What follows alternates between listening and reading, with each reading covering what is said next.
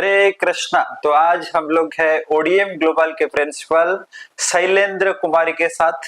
तो आज हम लोग स्टूडेंट के डिफरेंट डिफरेंट कैरियर्स को लेके जो चिंता है, उसके साथ जो उनके पेरेंट्स के भी काफी कंसर्न है, तो इसके विषय में हम लोग चर्चा करेंगे। तो हम लोग स्वागत करते हैं ओडीएम ग्लोबल के प्रिंसिपल शैलेंद्र कुमारी जी को। हरे कृष्णा। हरे कृष्णा प्रभु जी। तो हम लोग का ये प्रश्न लेंगे कि आज के टाइम में जैसे मान लीजिए काफी चैलेंजिंग है एनवायरनमेंट, और स्टूडेंट भी काफी परेशान है, पेरेंट्स भी काफी परेशान है। तो इस माहौल में एक स्टूडेंट को सक्सेस होने के लिए तो क्या क्या पैरामीटर्स में उनको ध्यान देना काफी जरूरी है? प्रभु जी, पहले तो मैं आपके क्वेश्चंस को बहुत अप्रिशिएट करूंगी कि आपने बहुत ही पिकी क्वेश्चन पूछा है, जो कि सबका मोस्ट वांटेड क्वेश्चन है। मुझे ऐसा लगता है जैसे इयर्स ऑफ एक्सपीरियंस होने के बावजूद कि जब तक बच्चे के मन में वो क्यूरियोसिटी नहीं है कुछ जानने के लिए, कुछ जिंदगी में आगे बढ़ने के लिए, तो आप जितना भी उनको ज्ञान देते रहो वो रिसीव नहीं करते। तो पहला पॉइंट है उनकी सक्सेसफुल जर्नी के लिए कि they should be very very curious to know more and more. Next, जो भी वो जानना चाहे, अगर उनके अंदर पैशन नहीं है तो भी शायद वो सक्सेसफुल मतलब उनकी जर्नी में कहीं ना कहीं रुकावट आ सकती है। तो passion is very very important. Consistency, discipline, ये सारी चीजें बच्चे की लाइफ में अगर वो एट्रीब्यूट्स एक्वायर करेगा तो डेफिनेटली उसका जो प्रोसेस है वो ज्यादा एक्सेलरेट हो जाएगा और वो अपने आप को एक बेटर जगह पर, बेटर मुकाम पर महसूस करेगा। बट हाँ, यहाँ पर मैं कहना चाहूंगी कि हमें शायद ये नहीं बोलना चाहिए कि बच्चे को सक्सेसफुल बनने के लिए क्या जरूरी है, बट बच्चे को एक अच्छा इंसान बनने के लिए क्या क्या होना चाहिए, अगर हम उसके ऊपर फोकस करें, सक्सेस अपने आप साथ साथ चलती रहती है। अच्छा, जैसे आप एक पॉइंट में फोकस किए कि क्यूरियोसिटी, कि उसका अगर इच्छा है तो कर लेगा। तो यहाँ पे एक सवाल आता है कि बच्चों का हर चीज में शायद इच्छा नहीं हो सकता है। बिल्कुल सही। तो क्या ये समझना काफी जरूरी है एक पेरेंट्स को, या हो सकता है उनका जो मतलब गार्डियन है, तो उनको समझना कि एक्चुअली बच्चा का इच्छा किस चीज पे है? तो ये कितना जरूरी है? बहुत जरूरी है, बट इसमें दो पहलू हैं देखने के।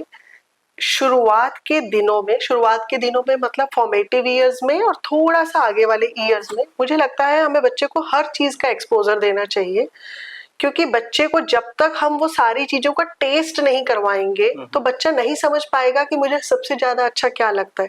जैसे जिस बच्चे ने इडली खाई नहीं, हम उसको पूछें कि तुम्हें इडली पसंद है या नहीं, तो मुझे नहीं लगता वो आंसर सही होगा। तो पहले बच्चों को सब चीज का टेस्ट दिया जाए, एक्सपोजर दिया जाए। तो जब वो एक्सपोजर मिलेगा बच्चे को, वो बच्चा टेस्ट करेगा, उसके बाद बच्चा एक बेटर पोजीशन में होगा कि मुझे किस फील्ड में आगे बढ़ना है। तो अगर उस फील्ड को वो चूज करता है और उस पर 100% अपना पैशन डालता है, तो definitely it is all, the life is all his और हर। तो ये है, मतलब एक बच्चा को भी मतलब समझना काफी जरूरी है, मतलब पेरेंट्स के साथ एक खुला डिस्कशन होना काफी जरूरी है। कभी कभी ये भी होता है क्या कि पेरेंट्स कभी कभी ज्यादा इंटरफियर कर लेते हैं, या ये जो थोड़ा फ्लेक्सिबिलिटी देना चाहिए, तो कहीं ना कहीं क्या ये भी होता है क्या पेरेंट्स के ये में? ज्यादातर केसेस में आजकल हो रहा है। अच्छा। पेरेंट्स क्या करते हैं, क्योंकि शायद हम जब छोटे थे तो हमें उस टाइप का एक्सपोजर, अपॉर्चुनिटीज नहीं मिल रहे, तो पेरेंट का इंटेंशन रहता है कि हम अपने बच्चे को वो दे जो हमें नहीं मिला। बट वो जो ओवर एक्साइटमेंट है कभी कभी वो लाइफ की, मतलब बच्चों की लाइफ में इंटरफेयर करना शुरू कर देती है। हमें बच्चे को, जैसे आपने बोला कि फ्लेक्सिबल होना चाहिए, हमें बच्चे को अंडरस्टैंड करना चाहिए, बच्चे को एक्सपोजर हर चीज का दीजिए, बट जानने की कोशिश कीजिए बच्चे को क्या अच्छा लग रहा है। अच्छा। मतलब उसमें हमें एक्सेप्ट करना है बच्चे के इमोशंस को, फिर अपने इमोशन को बच्चे के ऊपर हावी नहीं होने देना कि मुझे ये पसंद है तो बच्चा भी उसी फील्ड को चूज करे। तो वहां पर थोड़ा सा हमें मतलब एज पेरेंट्स सपोर्टिव होना चाहिए, ज्यादा बच्चों को इमोशनली समझना चाहिए, बच्चे के साथ एक फ्रेंड, एक एज के बाद हमें उसका फ्रेंड बन जाना चाहिए। उसको मेंटली अंडरस्टैंड करते हुए अगर हम आगे बढ़ेंगे तो आई थिंक वो एक बहुत अच्छा हेल्दी रिलेशनशिप क्रिएट करेगा और बच्चे ज्यादा कंफर्टेबल फील करेंगे और अच्छे राह पे आगे बढ़ेंगे। जैसे मान लीजिए आप एक बहुत बड़े स्कूल में प्रिंसिपल है, काफी बच्चों के साथ आपका इंटरेक्शन हो रहा है, तो ये जो पॉइंट आप लेके आए कि एक स्टूडेंट का जो डिजायर, तो ये आप कितना आज के टाइम में देखने के लिए मिल रहा है कि बच्चों का हाँ उतना जो एक बर्निंग डिजायर उनके अंदर है, ये चीज आप कितना देख पाते? As a principal, it's a very challenging question, I must say. But to be honest, मैं सच में, क्योंकि हमारे ऑडियंस जो है, हम चाहते हैं कि लोगों तक सही मैसेज जाए, तो आज की डेट में वो कम हो रहा है। अच्छा अच्छा। मतलब वो जो बर्निंग डिजायर एक पहले, क्योंकि जब आप एक भूखे इंसान को खाना दोगे और एक भरे पेट इंसान को खाना दोगे, तो डेफिनेटली जिसने खाना ही नहीं खाया काफी दिन तक, तो उसके अंदर बर्निंग डिजायर ज्यादा होगी खाने के प्रति। अच्छा। सेम थिंग है यहाँ पर, बच्चों को आज की डेट में हर facility without any struggle, any effort मिल रहा है, उनके हाथ में चीज मिल रहा है, तो उनको वैल्यू नहीं पता। जब तक वो पर्पस नहीं पता कि अगर मैं ये जो एजुकेशन एक्वायर कर रहा हूँ, ये मेरे लिए मेरी एक ब्लेसिंग है, मेरे लिए एक बून है, मेरी सफलता का, मेरी आगे वाली जिंदगी का राज है वो, बट वो उसको सिर्फ एक, आज के बच्चे जो हैं, क्योंकि वो एक ट्रेंड बन चुका है, एक फॉर्मेलिटी या फॉर्मल एजुकेशन एक पार्ट है, उनको लगता है नहीं हमें करना जरूरी है, तो वो जो सीखने की इच्छा अंदर से निकलती है ना, तो उसमें थोड़ी सी कमी है। अच्छा। इसीलिए उस कमी को भरपूर करने के लिए पहले, अब हमारी टीचिंग में क्या होता है, अब हमारी एनईपी आ चुकी है। एनईपी बोलती है, अगर उसको मैं सिंपल और स्पष्ट शब्दों में बोलूं, तो बच्चों के अंदर भूख जगाओ। पहले भूख होती थी, अब क्या होता है हमारे एजुकेशन प्रोफेशन में, अब हम टीचर्स को इस तरीके से ट्रेन करते हैं कि arise the hunger in children, क्योंकि जब तक बच्चों के अंदर भूख ही नहीं कुछ सीखने की, तो आप उनको कैसे सिखाओगे? So that is why lot many methodologies have been introduced, curiosity, experiential learning, activity. So all these are different methods to capture the attention of the students. अच्छा अच्छा अच्छा, इस पे थोड़ा सा लाइट डालेंगे कि क्या क्या ऐसे मतलब करते हैं जो बच्चों का वही जो भूख आप ज्यादा पैदा कर सके? तो इसके लिए हमारे बहुत सारे तकनीक होती हैं, तो मेथडोलॉजी जिसको हम बोलते हैं, तो हम स्टूडेंट्स को बोलते हैं कि जाइए आप सर्वे कीजिए, डेटा कलेक्ट करके लाइए, फिर very very important is thought provoking question पूछना। मैं एग्जांपल लेती हूँ, फॉर एग्जांपल आपने वो लेंस, आई थिंक मुझे लगता है जब आप भी छोटे होंगे आपने भी एक्सपेरिमेंट किया होगा, जो लेंस होता है उसको पेपर के ऊपर डालते हैं, सनलाइट आती है, पेपर बर्न करना शुरू कर देते हैं। तो मतलब हमने कभी नहीं सोचा कि अगर हम पेपर को वैसे सनलाइट में रखें, 50 साल भी रखे रहने दें, तो पेपर कभी नहीं बर्न होगा, बट वही लेंस के पेपर के ऊपर पड़ते ही पेपर कैचेस फायर, उसमें आग लग जाती है। तो ऐसा क्या है उस लेंस में? तो अगर वो क्यूरियोसिटी, मतलब उसमें वही हमारा क्वेश्चन जो हम पूछ रहे हैं वो कितना क्वालिटी क्वेश्चन है, क्या वो थॉट प्रोवोकिंग क्वेश्चन है? अगर हमने वो थॉट इंड्यूस कर दिया, बच्चे को सोचने पे मजबूर कर दिया, उसके अंदर वो क्यूरियोसिटी क्रिएट कर दी, फिर उस क्यूरियोसिटी को आंसर मतलब लेने के लिए बच्चा फिर अपने आप से तैयार हो जाता है। जैसे हम जिम में जाते हैं, एक्सरसाइज शुरू करने से पहले उनको वार्म अप करना जरूरी होता है, without warm up it can be disasters for health also.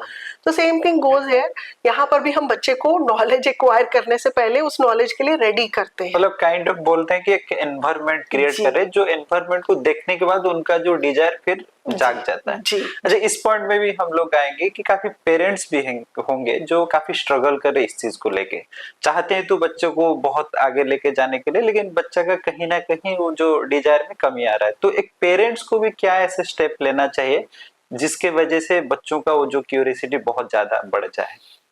Again I truly appreciate this question, क्योंकि आज की डेट में हमारा सबसे बड़ा प्रॉब्लम ही यही चल रहा है कि हमें ये नहीं पता कि राइट क्वेश्चन कैसे पूछते हैं। अच्छा। हमारे पेरेंट आज की डेट में उनको लगता है कि हम बहुत इन्वॉल्व पेरेंट हैं, वो बच्चे से बहुत इंटरेक्ट करते हैं, बट हमारे पेरेंट जनरली कैसे क्वेश्चन पूछते हैं, मैं सॉरी ये नहीं बोल रही कि सिर्फ स्कूल के पेरेंट, जितना हमारे कांटेक्ट में पेरेंट आते हैं, जैसे ही बच्चा घर पहुंचता है, अच्छा आज आपने क्या किया साइंस में, टीचर ने क्या पढ़ाया, अच्छा पढ़ाया, आपने क्या खाया नहीं खाया। आई थिंक हमें एक कदम आगे बढ़ना चाहिए, हमें उनसे पूछना चाहिए, जैसे सपोज साइंस की क्लास में आपने क्या नया सीखा आज। अच्छा। आप उसमें आपने क्या कुछ ऐसा कहा जो बाकी बच्चों के लिए बहुत यूजफुल हो, क्या आपने कुछ वैल्यू ऐड किया अपनी क्लास में उस इंटरेक्शन के टाइम पे? तो वो जो वैल्यू शब्द है वो मिस हो रहा है। अगर बच्चे वैल्यू ऐड करना सीख जाएं, उसके लिए पेरेंट का बहुत बड़ा रोल है। तो पेरेंट को आगे बढ़ना चाहिए, सिर्फ चेक करने के लिए कि बच्चे ने स्कूल में आज क्या क्या किया, हमें बच्चे को मोटिवेट करना चाहिए, और गुरु को गुरु की अगर दृष्टि से देखें, ना कि उसको मैं मानती हूँ आज के पेरेंट बहुत सारा पैसा देके अपने बच्चे को बहुत अच्छे स्कूल्स में पढ़ा रहे होते हैं, तो वो बच्चे का जो भी डेवलपमेंट है उसको पैसे से कंपेयर करते हैं कि हमने इतना पैसा डाला तो ये सर्विस, तो उसको वो सर्विस, तो ये अच्छा, आज की डेट में कमर्शियलाइजेशन हो चुका है। मैं मानती हूँ उस बात को, बट फिर भी आज की डेट में भी अगर हम कोशिश करें, वो जो अध्यापक और शिष्य वाला एक रिलेशनशिप है जो बहुत ब्यूटीफुल रिलेशनशिप है, उसको प्रिजर्व करने के लिए, अच्छा, सपोज टीचर ने अगर बच्चे को डांटा, तो रादर देन ये गुस्सा होने में कि आज टीचर ने मेरे बच्चे को क्यों डांटा, क्योंकि हम फ्यूरियस हो जाते हैं, ये जानने की कोशिश करें टीचर से बात करके कि हो सकता है कि कुछ हुआ हो जो मेरे बच्चे को करेक्शन करने की जरूरत हो, अच्छा, तभी टीचर ने अपनी आवाज उठाई होगी।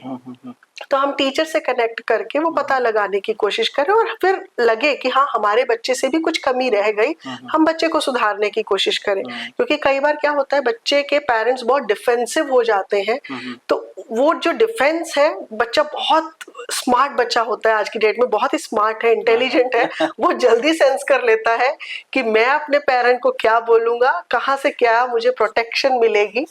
तो वो बच्चे बहुत स्मार्ट है। तो मैं ये चाहती हूँ कि वो जो स्मार्टनेस है, पेरेंट और टीचर और स्कूल, अगर तीनों ये मिल जाए, रादर देन एक दूसरे के साथ वो करने की, कंपीट करने के बजाय तीनों एक साथ खड़े हो जाए, तो वही स्मार्टनेस बच्चे की कंस्ट्रक्टिव वे में बच्चे को और ग्रो कर देगी।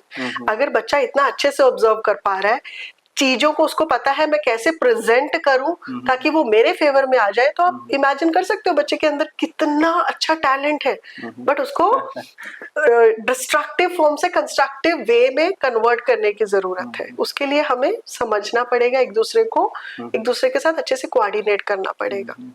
अच्छा, आज के टाइम में जैसे हम लोग अगर देखेंगे तो स्टूडेंट भी काफी मतलब उनको वैरायटी का ऑप्शंस है, पेरेंट्स भी काफी एजुकेटेड है, स्कूल्स का जो फैसिलिटी भी काफी बड़ा है, तो उसके बावजूद भी हम लोग देखते हैं कि कहीं ना कहीं आपको क्या लगता है कि आज के टाइम में सबसे ज्यादा जो स्टूडेंट के लिए या एक टीचर के लिए सबसे एक प्रॉब्लमेटिक फेज क्या है? मैं बोलूंगी दूसरों से एक्सपेक्टेशन एंड जजमेंट। अच्छा, अच्छा, सपोज हम दोनों आपस में बात कर रहे हैं, तो कहीं ना कहीं हो सकता है, मतलब मैं ये आपके बारे में नहीं बोल रही हूँ, बट हम दूसरे को जज कर रहे होते हैं, हम सुन नहीं रहे होते। तो हर इंसान आज की डेट में जज हो रहा है, तो कोई इंसान नहीं चाहता, चाहे मैं अच्छा नहीं भी कर रहा तो भी मुझे क्रिटिसिज्म पसंद नहीं है। अच्छा, अच्छा, तो वो जो जजमेंटल इमोशन है, अगर उसको हम कम कर दें, हर इंसान एक कॉन्शियस एफर्ट करे कि हम उसको सुने अच्छे से, अगर उसकी लाइफ में कुछ वैल्यू एडिशन कर सकते हैं तो करें, नहीं कर सकते तो एटलीस्ट क्रिटिसिज्म नहीं ऐड करें। अच्छा, और फीडबैक देने के भी बहुत तरीके होते हैं। अच्छा, अगर हम उसको कंस्ट्रक्टिव वे में फीडबैक दें, ना कि उसके अंदर वो कमियां निकाल के उसको बताएं, तो वो किसी को पसंद नहीं आता, और इनफैक्ट वो होगा भी नहीं, पॉजिटिव इम्प्लीमेंटेशन नहीं होगी। ये और दूसरा एक्सपेक्टेशंस हमारी बहुत बढ़ चुकी हैं। अगर मैं देखूं, लोग बोलते हैं टेक्नोलॉजी इज एडवांसिंग, मतलब बहुत आगे बढ़ रहे हैं। मुझे कभी कभी लगता है टेक्नोलॉजी इतनी आगे बढ़ चुकी है कि हम उतना ही ज्यादा बिजी होते जा रहे हैं। आज हर इंसान बोलता है कि मेरे पास टाइम नहीं है, टाइम नहीं है। स्ट्रेस, हर इंसान बोल रहा है मेरी लाइफ में स्ट्रेस बढ़ चुका है।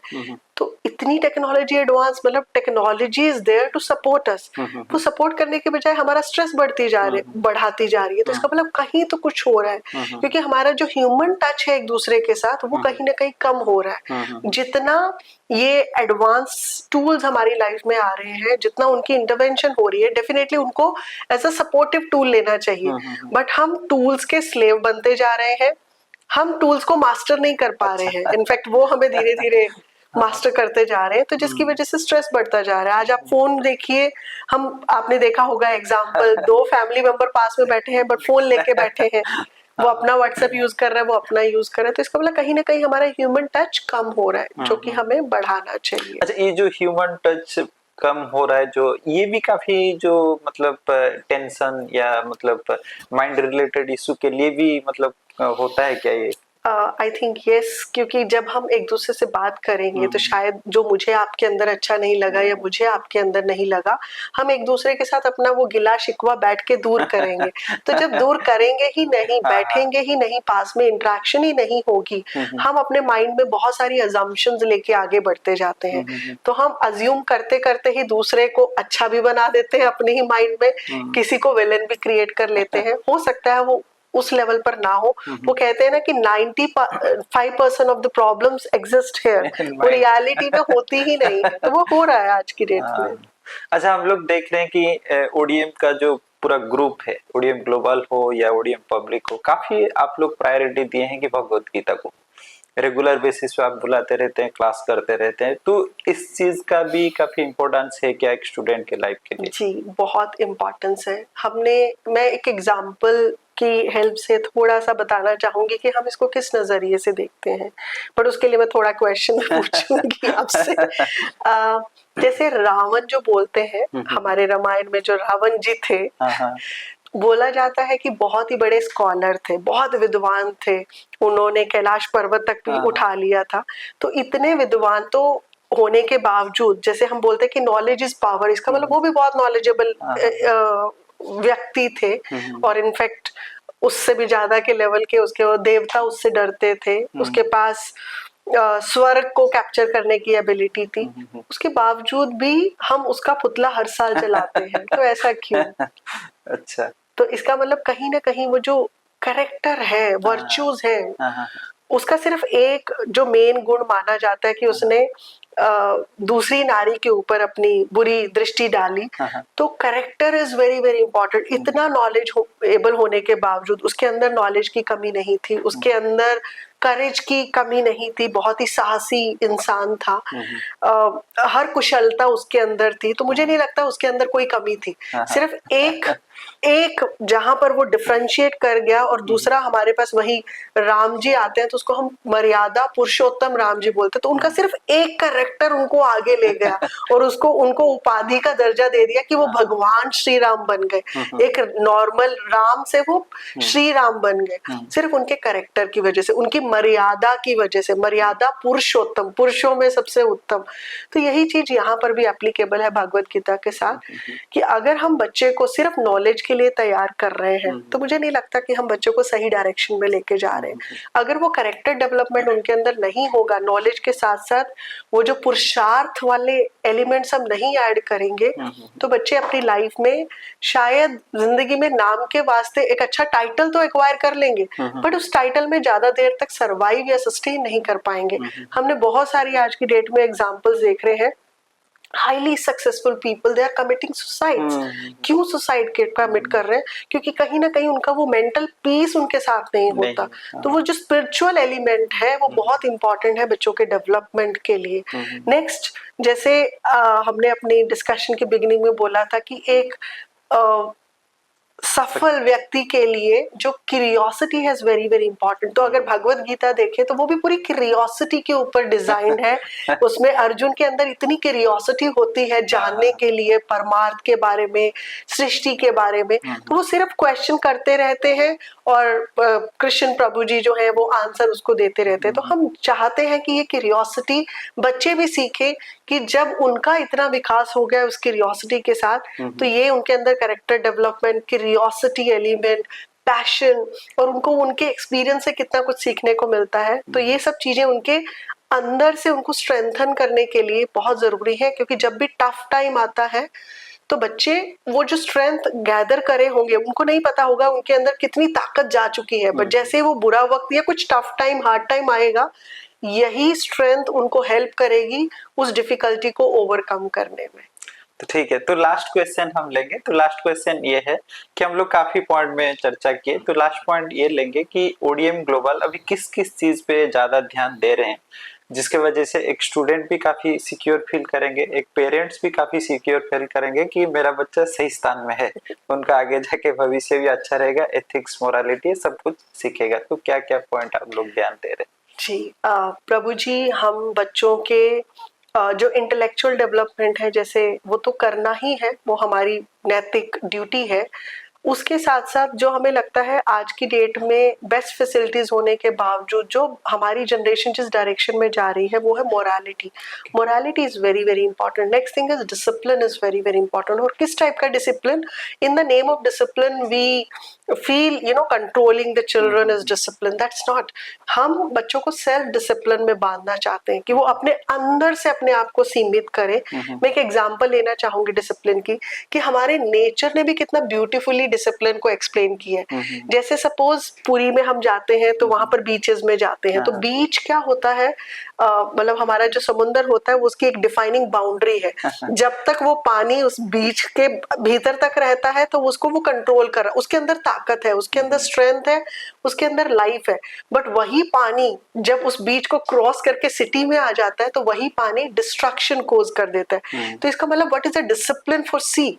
बीच वो बाउंड्री है उसकी डिसिप्लिन की. जैसे ही डिसिप्लिन की बाउंड्री क्रॉस हुई डिस्ट्रक्शन शुरू हो जाता है. तो same thing is applicable here in our human life also. तो बच्चों को वो डिसिप्लिन की डेफिनेशन सीखना, मतलब हम यहाँ पर मेनली दो चीजों पे बहुत ज्यादा फोकस कर रहे हैं. हर चीज को रीडिफाइन करना, देखने का नजरिया चेंज करना. एनीवे डिसिप्लिन मैंने बोला ही है. Character development is very very important. Morality, values, knowledge बहुत बहुत ज्यादा इंपॉर्टेंट है. बच्चे को किस तरह का आप एनवायरनमेंट दे रहे हो, क्या वो बच्चा अपने आप को सेफ फील कर रहा है, सिक्योर फील कर रहा है, हैप्पी फील कर रहा है कि मुझे सीखने को आज कुछ नया मिल रहा है, और अनलॉकिंग द पोटेंशियल. तो जैसे जैसे हम बच्चे को अपॉर्चुनिटीज वो एनवायरनमेंट देते जा रहे हैं तो बच्चे का जो इनर टैलेंट है उसको एक्सपोजर मिल रहा है और फिर अब वो राइट डायरेक्शन में चैनलाइज होना शुरू हो जाता है, जिसको हम अपनी लैंग्वेज में बोलते हैं unlocking the potential of the child. तो हम बच्चे के पोटेंशियल को मैक्सिमाइज करने की यहाँ पर कोशिश करते हैं और हम विश्वास रखते हैं कि हर बच्चा जीनियस है और हर बच्चा एक लीडर है यहाँ पर. और वेरी वेरी इंपॉर्टेंट, हम बच्चे की लीडरशिप क्वालिटीज के ऊपर भी बहुत सारा फोकस करते हैं यहाँ पर. और इसके अलावा बहुत सारे एक्स्ट्रा हमारे रहते हैं. जैसे बच्चे आज की डेट में करियर बहुत इंपॉर्टेंट है. ये माना जाता है कि अगर बच्चे सही डायरेक्शन अपना सही करियर चूज करें और उसमें अपना पैशन एंड इंटरेस्ट दिखाएं तो शायद वो ज्यादा बेटर करेंगे उनकी लाइफ के लिए भी और कंट्री की डेवलपमेंट के लिए भी. तो ये सारी चीजें हमारी छोटी छोटी हैं जो बहुत हम वैल्यू करते हैं और हमारे लिए हर इंडिविजुअल एक बहुत ही यूनिक इंडिविजुअल है और हम उसको यूनिकनेस उसकी मेंटेन करके उसको आगे एक्सपोजर दे के उसको एक छोटे से प्लांट से एक बड़ा वृक्ष और बड़ी जड़ों वाला वृक्ष बनाना चाहते हैं ताकि वो स्ट्रॉन्गली इस समाज में आए. ठीक है, बहुत बहुत धन्यवाद. तो हमको लग रहा है काफी पेरेंट्स इससे काफी आंसर मिलेगा, स्टूडेंट लोगों को भी काफी आंसर मिलेगा. तो फिर भी अगर आपके मन में कुछ क्वेश्चन है तो आप हम लोग को डायरेक्टली मैसेज कर सकते हैं. हरे कृष्ण.